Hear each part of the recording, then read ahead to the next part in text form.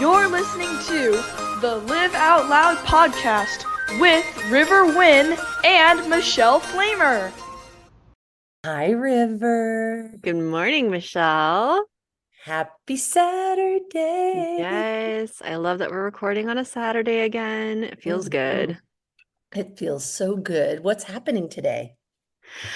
A couple of things. Before we started recording, we realized it's been a year of the podcast. I know. And my mind is kind of blown. To us. Yeah. We did it. We did it. That went by fast. It went by so fast. And I remember when we were first starting and we heard that we were both listening to Luke a lot, right? Yeah. To the Luke Mind podcast. And he was saying one of the things that's made him really successful is just to stay consistent. And you and I set that intention. It's like, no matter what is going on, if you can't make it, I'll do the pod. If I can't make it, you're going to show up. It's like, we have been, I think we've only had 2 podcasts out of this year where it's just been you or me. Yeah. We've stayed so consistent and it's flowed, and here we are still, and I'm excited to see what comes next. But I'm also really excited about our guest today. Me too. Yeah, my lovely friend Sarah Greenman is here to chat with us today. Hi, Sarah. Hey, y'all. And she has a good podcast voice. Yeah. It's kind of dreamy. Excellent. I'm so glad that's Sarah, welcome to the podcast with your podcast voice. And I know we're so happy to have you here. Why don't you tell the peeps a little bit about yourself, what you'd like to share? Sure. Thank you so much for inviting me in today, and happy anniversary. This is Thank so you. Yeah, thank you. It's special. Yeah. So I'm Sarah Greenman. My pronouns are she and they, and I live in 2 rural places in Oregon. I live in Eastern Oregon and also in Southern Oregon. I consider myself bi-coastal, like Snake River, Rogue River. So, I'm an artist, mostly. I mean, if I'm going to just boil it down, I'm a storyteller and an artist. I paint, I write. My background is in the theater, so I bring that kind of storytelling lens and theatricality to my work. I grew up in a theater family. It was not uncommon for us to break out into song at any given moment. I was pretty sure most families were like that. I was kind of actually disheartened, when I got to kindergarten and nobody was like having harmonizing moments. So yeah, I relate to that. Relatable content. Yeah. So I'm a theater kid at heart, and what that grew into though was my artwork and my storytelling grew into a big curiosity about human nature and how we treat each other, and what does story mean in the big picture, rather than am I just entertained and do I get to escape for a moment into this wonderful narrative, but like, how do we change? How does it change us? What does it mean? And meaning making became, I think, the most important part of my artwork, which is why I went in later in life to facilitation, and I worked as a birth and death doula. I'm really interested in beginning well and ending well, as a storyteller and as a life liver. And I find that we often begin poorly and end poorly in our society. So I'm really curious about that as well. I'm actually really curious about, because I was talking recently about how I don't take this life for granted. I don't take the people in my life for granted in this life, the one that I'm currently in, right? In this human meat suit, I like to call it. But I was talking about how at the end of my life, who is in the room with me? And I really love for you, because it is something that I have thought about often and have heard other podcasts regarding death doulas and what that actually looks and feels like. And more importantly, are there any lessons that you have gained like from that awareness and being in the room, or some really like that have maybe altered the way you thought about life before? I think because I don't know, is it for the living or is it really for the dying? Like, I'm really curious about that. My hope is that it's for both, but Mm, I walk families through the hardest moments and most Mm. joyful moments Hmm. of their lives, and both birth and death can be both. mm, Uh, I I started as a birth doula, and when we lost our first baby, I realized somebody needed to be in the room who knew how to do Mm. the second part. Yeah.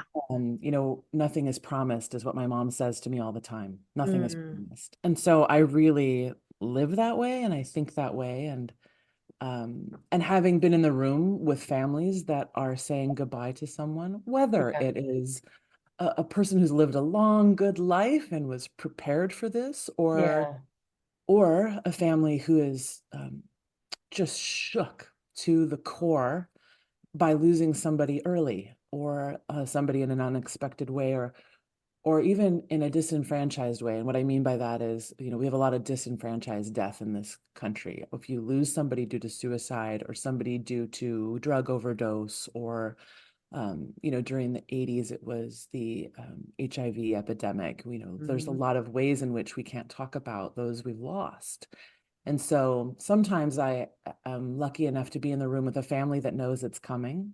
And mm, lots of times I'm called after the fact. So I think mm, it's very much for the living, the death doula work, depending. And sometimes I'm called by somebody who knows they're going to die and they want to do it well and they want to honor their family and they want to also unburden their family. They want their family to be mm, actually present instead of fighting about estate or worrying about mhm, who will do what, or, all of the things that come up at the end, mhm, all the buried, unsaid things that suddenly need an excavation process real mhm. fast. So, um, Mm. that can be for the dying too sometimes.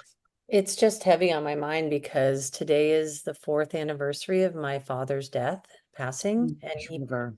and he passed so fast. So no one was in the room, right? He just passed so fast out in outside in his in the car that my stepmom and him were going to the hospital, Oh and he my gosh, passed. Michelle.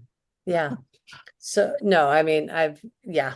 And so I think it's always really fascinating for me to have that awareness of the gift that people get. I think Mm. that's where it is. It's like the fact that you get to be in the room with your loved one, like don't fucking squander that Yeah. moment. Oh, I Wait, was there when my grandma passed, yeah, and she was a very special person to me. And I got to be there and hold her hand in that moment. And it was probably one of the most spiritual moments of my life yeah, because in that moment, she was surrounded by love. And we were sharing stories about what a funny, creative, hilarious person she was, and just kind of giving her the permission that we were going to be okay. And it was yeah, okay for her to let go. And I yeah. remember having a conversation. I was 18 years old at that time, and I had a conversation with one of the hospice nurses. And I asked her, I said, can you see a difference between the people who um, are willing to let go and move on, and the people who are maybe struggling to let go and pass on? And she was like, Mm, yes, you can see it. She's like, it's an energy in the room. You can see it, you can feel it, and you can feel their spirit lingering even after they've left their body. And I experienced that with my grandma, where she just passed on so beautifully because we had all given her permission of like, you don't have to stay here for us. We're going to be yeah. okay. You can move Yeah, on. my aunt passed away from pancreatic cancer and had hospice in their home, and they have a Mhm. beautiful home. And I remember there was just a very few amount of people that would be allowed in because she was very particular about the loss of her hair and how she felt, and because she was just always so well put together for all those years, that I grew up loving her and knowing her. And it was such a gift. And I remember my brother, after every time someone passed away, and we'll get to a lighter topic after this, but he's my brother Kenny, he was just always so like after the fact at the memorial, he would always come up to me and say, God, Michelle, you're so good about staying in touch with our elders. Like, you always made time. I go, dude, we have the same amount of hours in the day. It's just a matter of what is important to you. And I think that's just part of the where I know that I'm supposed to be on this earth. It's like to really dig into this human experience around love, and shamans have told me that I'm like a sage. I was a sage in another life, but I'm a sage more of love this life. And it really resonates for me because everything I do comes with and around love. It really like it all stems through that. So I appreciate the gift that you give people that I'm sure, Sarah, like, and that you get to be around that and get to hopefully facilitate some type of meaningful exchange at the end of, their person or their family member's life. And I think it's really beautiful. I think I would probably just break down and cry every time. And so I'm like in awe of people who can do what you do on Thank both you. spectrums, right? Yeah, thank you for that. I mean, I guess I'm in love with threshold space. I'm in Ooh, love I've never with heard that before. I love that. where we transition, right? Those liminal Mm-hmm. spaces in life. And, what you just spoke to, River, about your grandmother passing. Um, that moment that the hospice nurse is talking about where there's a lingering, it's because she's in the threshold. And I don't, we don't know a lot about threshold. There's a lot of spaces where we are not one thing and we are becoming another, or we're leaving one thing behind. And, it's all labor. When you watch a person birth a baby, it's the same thing. Like, there's a point where they, it's painful and they think, this is it. I'm going to die having this baby. I hear that a lot. Like, I can't do it. And then you walk into the threshold and something phenomenal happens and your body reorganizes itself, and a waterbound thing becomes an earth and airbound thing, and it all happens in about 15 seconds. And it's the same at the end when we pass, when we have permission to leave the body and linger for a moment and pass through to whatever your spiritual or religious sort of Completely. background is about what happens next, or where that baby came from, or where that grandma's going.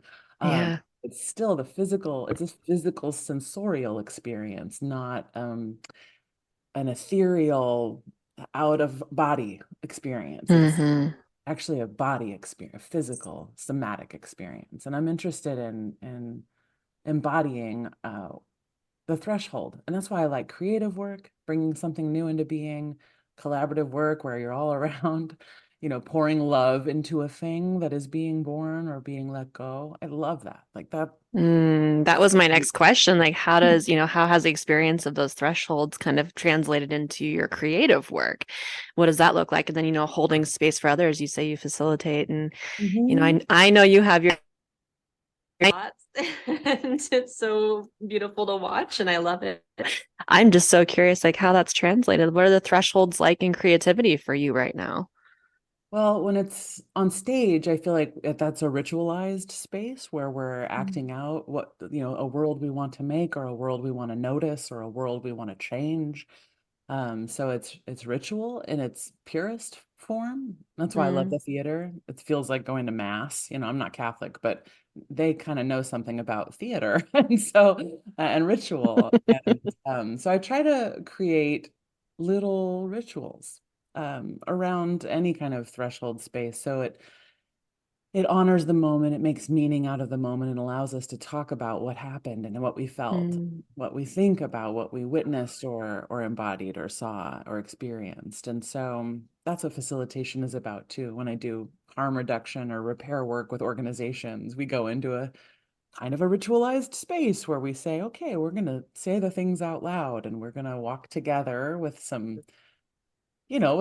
boundaries about how we're going to do it, so that there's a container to hold the bigness of the moment. But we're going to ritualize it a little and honor. When you walk through this life of yours, because you're later in life.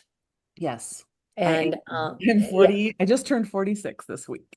Oh, Happy happy birthday.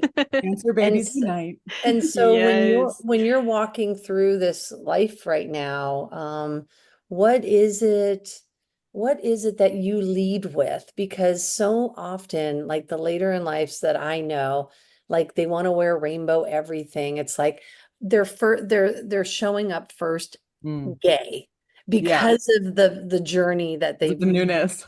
yeah, the And newness of it. Whereas me, 30 plus, since I was 19 and I'm in my 50s, so we won't go there. But, where I literally barely own rainbow because, I step into the world as just all encompassing, embodying just exactly who I am. And it's funny how I kind of forgot I was gay for a while.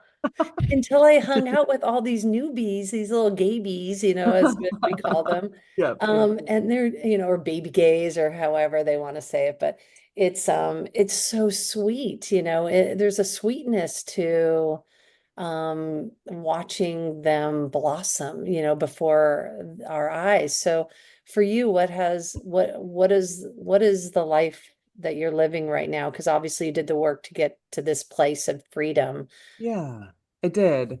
I don't necessarily think I'm gay forward Right, in right. terms of my uh fr- yeah, I have a lot of identities and I've always had them. Mm. Um, the first time I knew I was gay was early, and I came out to my dad in particular. Well, I didn't come out. He caught me.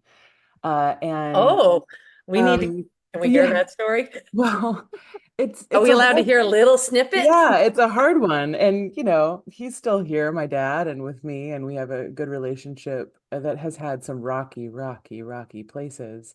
But during that time, I remember, him saying, like, I can't protect you if you're that, if you're whatever Oh, Mm, this is. And I thought, I was 13, so I was young. And at the same time, I was surrounded by homophobia everywhere. mm, mm, And my mother, who had a bunch of really wonderful friends in the theater, if you're going to have friends in the theater, you're going to be with gay people. It's just like how it, totally. right? It was 1989, 1990, 91, Okay. and we had dear friends who were dying of AIDS, and they were being mm, ostracized by their families. Yeah. And one in particular, my mother was like, he's gonna be with us. We're gonna be his family, and he's gonna die with us. And maybe this started the death doula work, but I Wow. mm, remember Yeah. her saying, like, you can hug Byron and love him, and he needs that now. And this is when we didn't know a whole lot about it, and the Reagan administration was doing everything it could to um, create barriers to healthcare Yep. and, Keep it it was quiet. just mm, right. It was awful, awful time. And I Yeah. was a child then. So I was hearing things like they deserve it. And mm, I was watching an entire community perish from a horrible illness and disease. And so that was in my front of mind as I was coming out, and I was hearing my grandfather's words, which is like that he's dying because he's gay, was my Mhm. grandfather's words, and my dad saying, I can't protect you if that is who you are. And then Matthew Shepard was killed. And so Yep. this is the world mm, in which I was first coming out. Yeah. And I got messages real fast, which was shut it down, Mm. just shut it down. And I remember talking with a girlfriend of mine. I was a basketball star in high school, and she was like, if you can stomach boys, you should. And so I mm, did. I just did. And every time I'd sleep with a woman, I'd be like, oh, that's that weird like aberration that exists for me that is just like a one-off or like a weird, horrible part of myself that doesn't know how to like conform. I don't know. I don't know what I Yeah. thought about it, but I sure didn't want to look at it. Yeah. mm. And I really wanted children and a job. And I was also told by my family in no uncertain terms that I couldn't have a family if I was gay. And Yeah, I my could, mom, when I came out to my mom at 19 and my dad, but separately because they'd been divorced for a while. Mhm. My mom, literally, the Jewish mother in her was like, wait, does that mean I'm not going to have grandkids? I go, brother, you can adopt. It was like kind of before I even thought about like sperm donors. And, so my ex-wife of 18 years, by the way,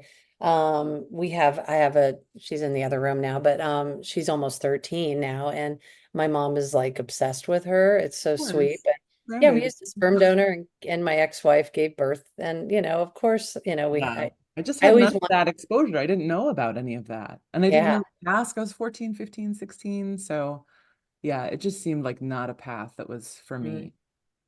So yeah, fast forward, I married a really cool dude and we had two amazing children, one of whom has a severe disability and the other one who's transgender and has transitioned and she's Mm. spectacular. And so I've Mm-hmm. really outside the box kids and when my daughter came out at 11, the bravest thing in the whole wide world, Wow. any Love trans that. person as a child, as any age who comes forward and says, "This is who I am," it's just Yeah. like I'm awestruck. I'm amazed. How was that for you, given the messaging you heard Oh, at that age? I Was was it just like, was we're it gonna like surround triggering her and with the big yes. healing No, at the it was same just like time? give her the big yes. Yeah.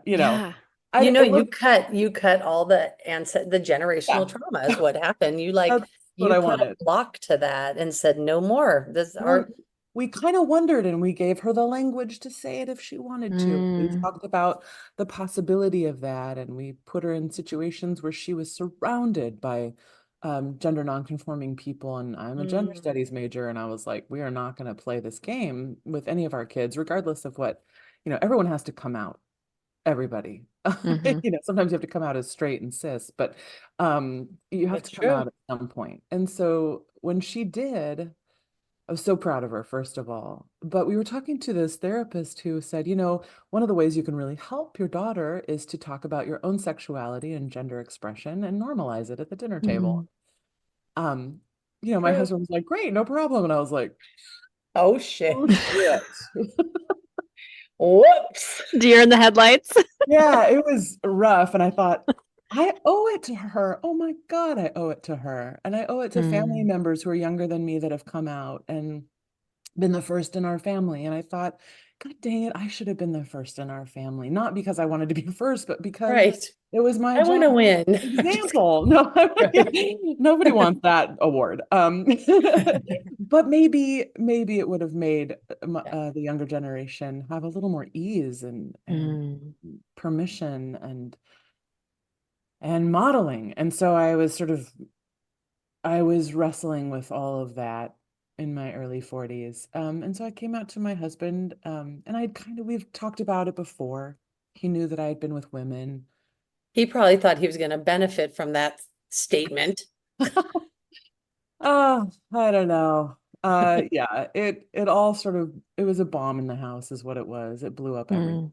Once you start saying who you really are, you have to start facing everything you've hidden over And the I Yeah. think that's with any relationship, right? Like when someone is like River and I have discussed on many of the podcasts with guests or with not, is that when even through a spiritual awakening and one spouse is growing beyond the Mm, other yeah, and one is just not willing to grow, it's the same conversations. It's very absolutely. similar and it's the same feeling around, all of that. So um yeah, I can't even imagine. So wait, so then you come out and then when did you have the conversation with your now daughter? Oh, right away. As soon as I came out to my partner, Jack, he said, Katie should know this and so should your parents and Mm. we're gonna do this, Oh, let's do it. I Yeah, he love was very him. supportive. Yeah, he has many gifts and he's a really wonderful human. And at the time, he also was pretty sure this wouldn't break up our marriage, and it did. Mm. And so while things have shifted, the ethos and the intention is still at center, and he's been wonderful. So yeah, I told Katie, my daughter, and she said, "Oh, I know." Like any good like 12-year-old. Yeah. I said, "What do you mean you know?" She was like, "Mom, like all your friends are gay. You are like a trans justice birth coach. Come on, like what are we talking about here?" I love Uh, that. and I thought, "Oh, okay." My Scene. Yeah, 12, Scene. totally. yeah, my 12-year-old also has come out as pan, bi, Mm, non-binary. She's back to she and her. And I just love the fact that she's at a performing arts school that goes sure. from fifth grade to senior because they are all the same. Like there is no wrong way to walk in that school, to be in that school. And I appreciate it so much. So And lucky for her. well, and the other part of it is that there's a moment I think for these kids where your daughter, where you, Katie, I have Kaden with a K, where Katie is probably like, whoa, other parents aren't like mine. Like Oh with yeah. this, I mean, even though I love Oregon because it was when we had Kaden, we were up in Oregon, we were up in Portland. So it was parent one and parent two on the birth certificate, which I valued. I still had to do, and I don't even know if River knows this, I had to actually go through a second parent adoption to Yes. I protect. assumed that's usually Yeah, the process here in Oregon. Yeah. totally but it was to protect not in Oregon, it was to protect for the rest of the world. Oh, okay. Yeah, Oregon was fine because parent one, parent two, I'm on the birth certificate. I am just mom too, in Oh, that case. So it's like 100% legal if gotcha. anything happened to me in that situation. But Mm, It for the doesn't rest, go state to state. right, Yeah. and we hyphenated our last name, so the three of us still have only the Flamer dash Powell type thing, mm, so that she would feel identified with with her parents, right? And that hmm. more importantly, the optics of the schools or doctors or anybody else would be like, oh, those three belong. They go They're together. Yeah. exactly. And Yeah. it's so fascinating. But it is amazing. Our little light workers these days, these Gen Z and Gen Alpha kids Yeah. are Phenomenal. magical. Yeah. Phenomenal. They are setting the tone for years of just fluidity that Hmm. as a true OG lesbian, identified woman, cis woman, um, that they just won't have, they will not have to have those same conversations. But she's Yeah. realizing that there's parents of her friends because she'll say, oh, so and so is bisexual or so and so is gay, and their parents can't know mom. So, like, when you're hanging, like, if we, like, you can't mention that their gender, their sexual identity to their parents. And I thought, I bet they know, but mom, you can't because not everyone's like you or mommy, that kind of thing. Ivy and I, my daughter, we had this conversation the other day because she's been telling me that she's gonna have a girlfriend. And the other day she said the cutest thing. She was like, Mom, I want to have kids, but I don't want to be the one to have them. So I'm just going to be the cheerleader while my wife is giving birth. And I'm going to like do this dance in the That was labor and me. delivery room. Yep. She was like, she's 9. I never would have been able to say that when I was 9 years old because my family was Oh, so conservative religious, and that was not, you didn't talk that way. And she's noticing that because she's so open about it and it's so normalized for her, but she's noticing that it's not for her friends. And so she told me the other day, she's like, Mom, um, one of my friends, I think that if she was to be my girlfriend someday, because I really like her, I don't think her parents would like that. And I don't think her parents would like me. And so just seeing how she's observing the differences, like you were talking about, Michelle, like, some of these kids, like it's so normalized for them, but they're also experiencing as they go out into the world that it's still not normalized for everyone. It's still not the status quo, and they're going to still have to work through that and confront that. Absolutely. There was a moment with Katie when she was very young. I think she was about 3 or 4. Some friends of ours were getting married. I'm an officiant, so I was oh, marrying I them. love that. And Katie was like, I want to write a card for the nuptial. And I was like, great. She said, so is it a boy and a boy, a girl and a girl and a boy, or something else and something else? I said, well, it's a boy and a boy. And she was like, thank you. That's helpful. Oh, So I I thought, love I was that. like, oh my God, the fact that at 4, she was like, just no assumptions about who's getting married. I thought was Mm, beautiful thing in the world. And this was before Marriage Equality Act, which was Yeah, what 2014. 2015, Yeah, 15, so yeah. she was clocking it even before then. And that was Yeah, in Texas, for crying out loud. So it was amazing. that is amazing. So how does she identify now? We know she's trans, but Oh yes, she, her. oh, that's awesome. Yep. She, her, but then who does she dig? Is she, She's TBA. oh, okay. I like that. Yeah. So, She's so She's really into women, of all ilks, and but is still really open. I can tell she's still really Oh, open, Mm. that's figuring it really out. cool. She's only 16 and she's young, a young 16, but Oh, she's a remarkable human. What she's looking at, what she's thinking about, it helps me remember to show up whole for her. Mm. I have been having these profound conversations with Kaden lately, and her self-awareness has been blowing me away. And when I give her the space, are you familiar with human design? Yes. Okay, so I'm a generator. Hmm. River's a manifester. Mm-hmm. Kaden is a projector.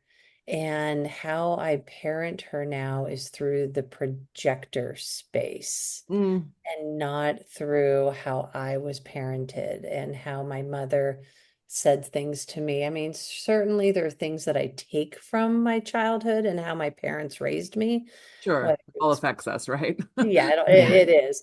But I really try to be very intentional around how I invite her into the conversations. And lately she has just been blowing me away. She has a very different relationship with her other mother, the one who Mm. gave birth, obviously, because they're like super similar. And but her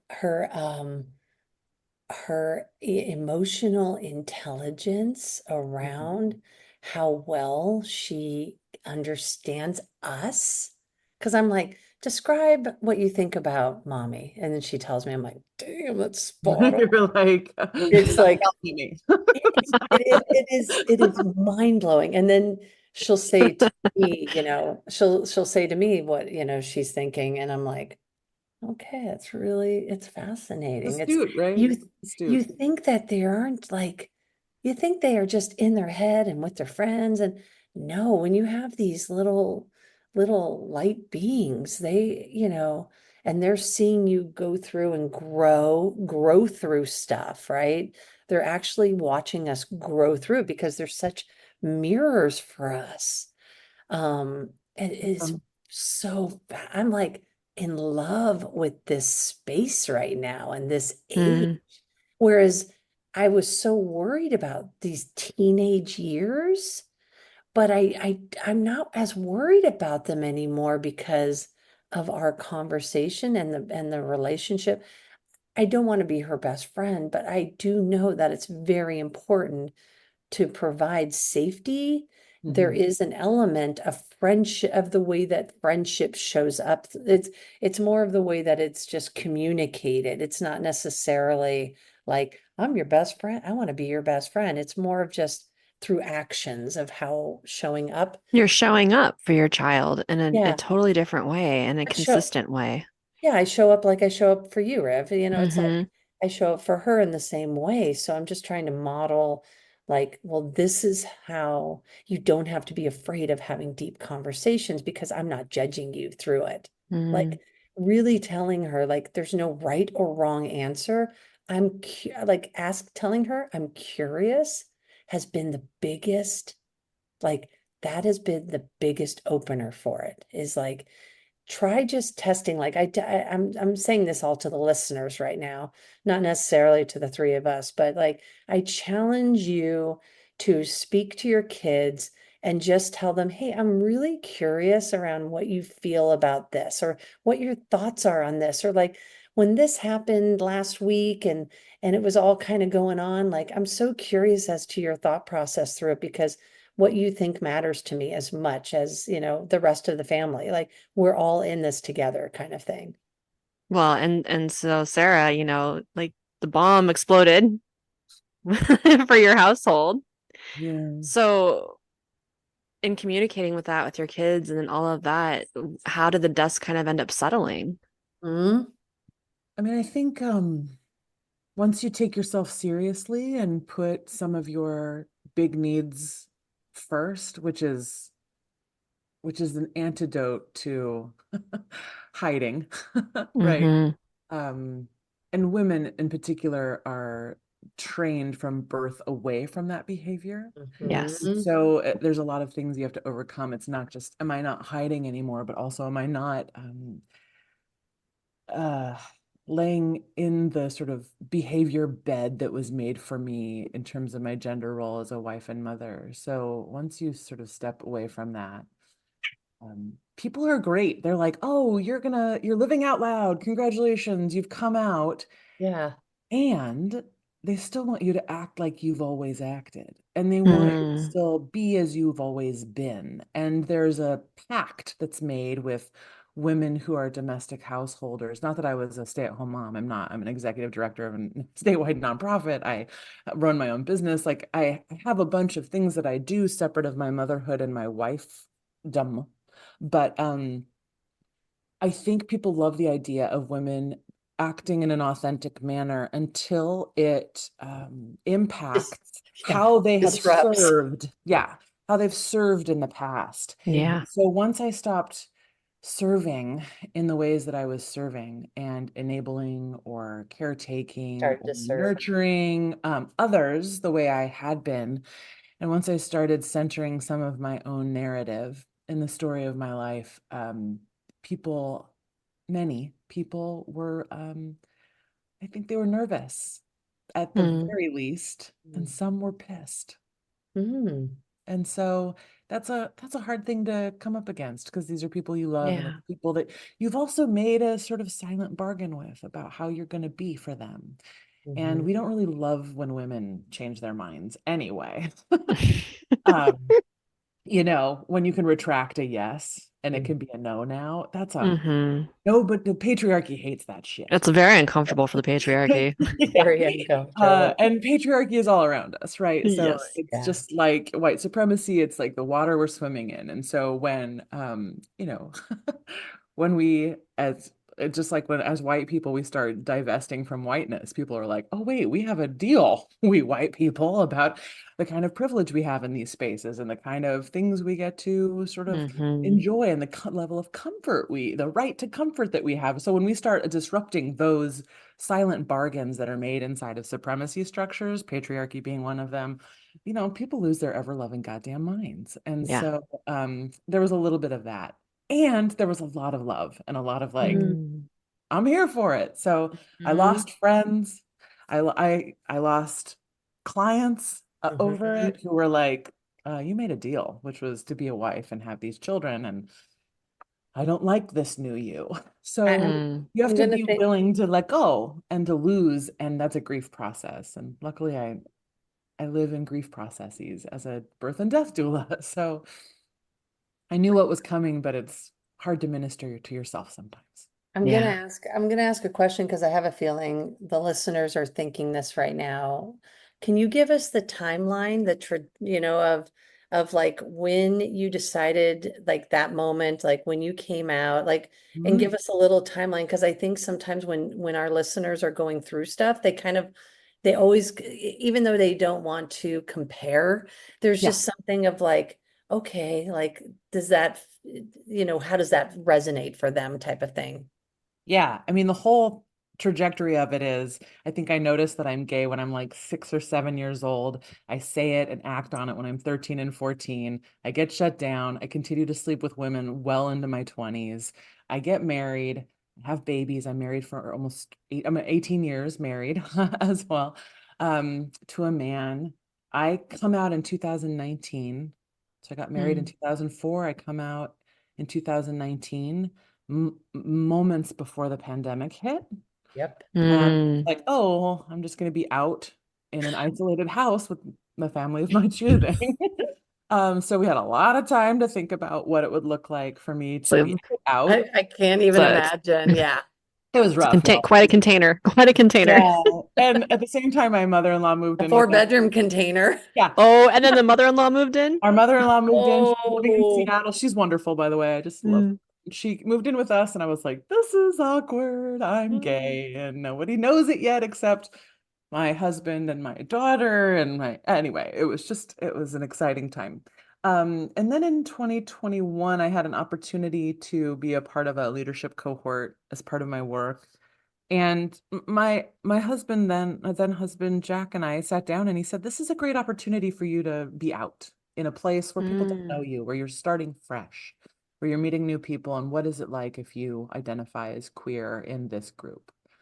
And so that's the first time I'm attending like a queer affinity group, and the first time I'm talking about gender and sexual expression inside the workplace. And God, what does that mean? And so, yeah, and then I left the house in 2022, and my daughter at the same time really needed a new high school experience. We had a lovely little tiny school in rural Eastern Oregon, but it was just not the place for her after transition. So she and I are now in a much better school environment. I've moved in with somebody I met and have fallen in love with. I've been with her about 2 years.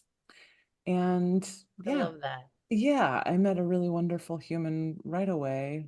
I met many wonderful humans right away who were interested in exploring a relationship, but this was a clear path for me. So, and it was a surprise, you know. And it wasn't like the lesbian joke of like U-Haul on the second date at all, but it was just this wonderful slow burn of a friendship that started in 2021 and became something more. And you know, that empowers you when you realize what a love relationship really looks like when you're not hiding and when you're not so afraid all the time or trying to perform a way of being that does not fit your soul of souls and your bone of bones. So yeah, it's been a huge awakening for me in terms of how I want to model a love relationship for my kids. Yeah. My daughter's seeing her mother in love and her mother being treated beautifully and like deeply honored in a relationship. And that is as exciting to me as actually being in the relationship. And being in the relationship is exciting.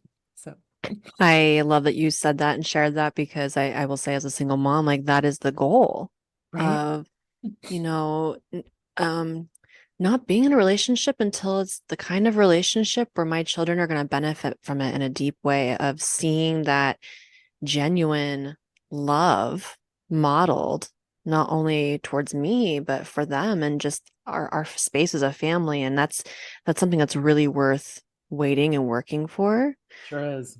because it can make a huge impact not only for the individual, like you said, you know, being in love is exciting, but then for our children to get to experience that changes, it has a ripple effect for generations. Yeah. I remember my daughter was like, I haven't heard you laugh this much ever in your whole life. Mm, I thought, you haven't? Oh my God, like, what have I been doing? And there's this mm, moment where you want to sort of like get on yourself about like all this wasted time. But at the same time, it couldn't have happened until now for a mm-hmm. variety of reasons. The journey is just as important as the outcome. Yeah. And Yeah. I'm happy that we're here now and I'm just living each moment because nothing is promised. Mm, And That's right. I've lost so much in my life. It sounds like you both have too, dealt with a lot of grief, mm-hmm, losses of marriages, losses of family members.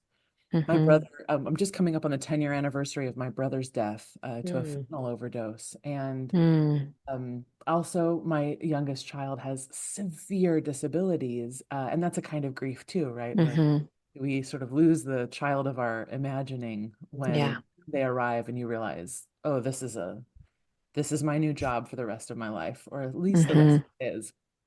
And there's so many different kinds of grief, and the grief of misused time is mm-hmm. a big one that I think a lot of us carry and don't talk about very Yeah. often. It's like always an elephant in the room of like, oh, and so the late in life bloomers, I think, carry, yes, the sort of newbie, gaby, like joyful energy of being newly out and claiming an identity finally that fits them.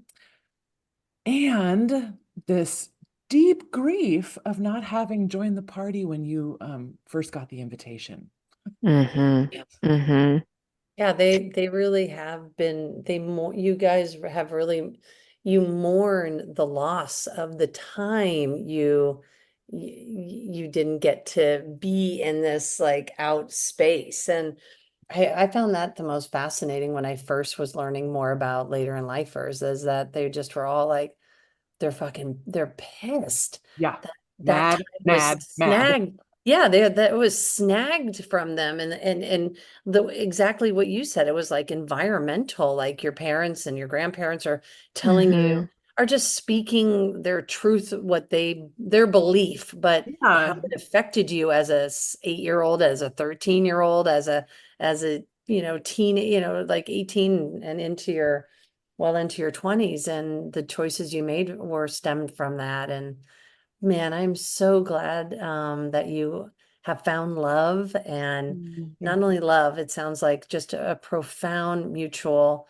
respect, that where both two people come as whole individuals, and can come together and add value to one another's life. And it's different being a grown-ass person walking into a relationship instead of a 21-year-old being like, Agreed. That was the you last time I know, was single too. It was 23. You know what I yeah, mean? It's like it's a forever. big, big shift, and one that I wholly endorse. I know. Isn't it beautiful It later in is. life to make these choices because you genuinely want it, not from a lack, not from a need, but because you're like, whoa, I just choose you. Mm-hmm. I'm choosing this and I'm choosing you. Yeah. It's It's great. I think it's something that even couples, cis het couples who've been together for 30 years and like now they're empty nesters. I think it's such a great idea to renegotiate the terms of your contracts. You are Yeah. entirely different people now. Yeah. Who are you now and what do you need now? And what if you made a midlife ritual or a mid-marriage ritual based on the threshold that you've all walked through? Are you And familiar with the poet Andrea Gibson? yes. Okay. Well, she was on the podcast We Can Do Hard Things. Oh yeah.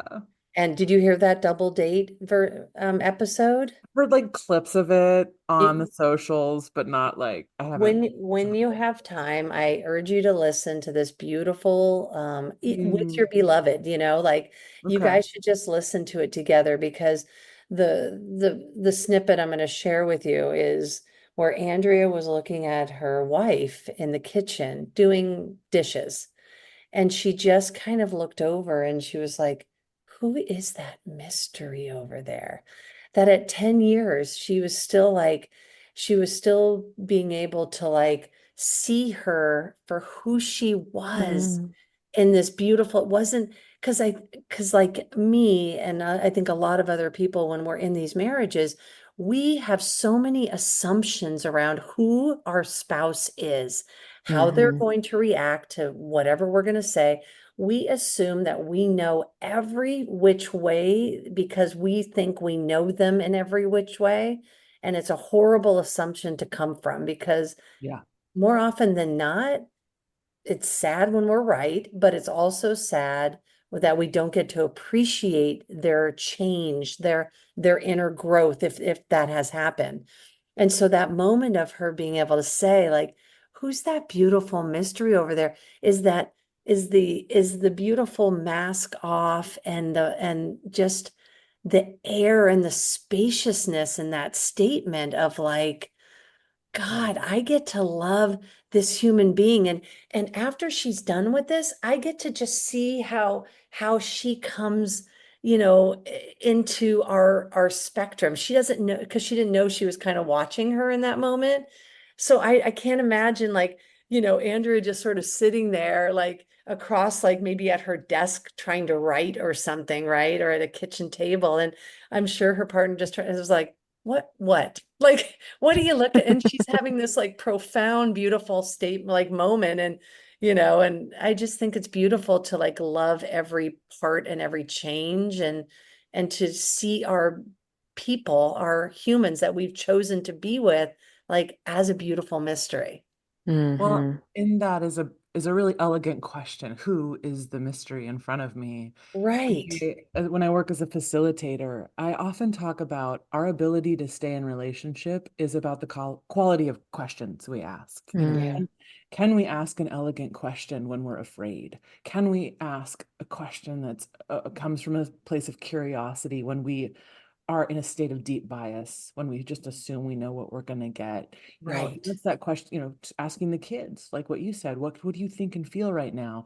I mean, the deliciousness of being taken seriously, the deliciousness of being known as a continually unfolding human in real time, and that we are given space to do that and expected to change. This is something that I think about a lot when I work with organizations and when I work with families and when I work as a death doula and a birth doula, which is, who am I now?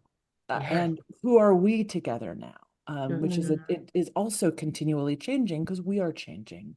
And the ones who don't make it, the organizations that don't make it, the couples that don't make it, the families that don't make it, are ones who stop asking questions. Agreed. Usually when we feel unseen, it's because nobody's interested in our continual unfolding anymore. They'd like to please pause and put you in a box. Put the butterfly in the box. Yeah. And so and once you do that, it stagnates. And then we're just a pond instead of an ocean, and that doesn't feel very good. So I think that's a lot of my work, is getting us to the more elegant question and staying in a place of curiosity. Otherwise, it's no fun. I love all that so much. As you're saying, I just had chills. I was like, yes. Me too. I had my angel chills while she was talking. Hey, don't we want to have fun? We want to have fun. Yes. Yeah, we do. And being surprised by someone is a fun thing. It's not a It scary thing. And we want to have beautiful stories. We want to have beautiful stories where we're an active participant in our story. We're not just waiting for it to happen to us. We're co-creating it together. That's the whole point, I think. But Sarah, will you come back again? Sure. This was lovely.